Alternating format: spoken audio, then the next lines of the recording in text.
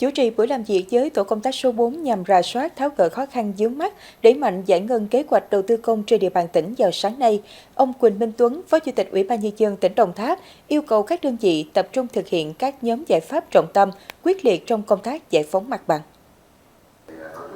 Phó Chủ tịch Ủy ban Nhân dân tỉnh cũng yêu cầu các đơn vị chủ động phối hợp để điều chỉnh thời gian thực hiện dự án phù hợp, đảm bảo tiến độ giải ngân vốn đầu tư công trên địa bàn tỉnh theo kế hoạch đã đề ra. Hiện nay các chủ đầu tư thuộc tổ công tác số 4 đã được phân bổ tổng nguồn vốn đạt hơn 4.700 tỷ đồng, chiếm tỷ lệ gần 29% kế hoạch vốn toàn tỉnh. Nhiều đơn vị đạt tỷ lệ giải ngân cao như Sở Khoa học và Công nghệ, Sở Y tế, Ban Quản lý Dự án khu vực 2. Đặc biệt, một số dự án hạ tầng khu dân cư đã hoàn thành giải ngân 100% vốn theo kế hoạch. Tuy nhiên, vẫn còn nhiều khó khăn vướng mắc, khiến một số dự án chưa đạt tiến độ. Trong đó, giải phóng mặt bằng là rào cản lớn tại các dự án trọng điểm.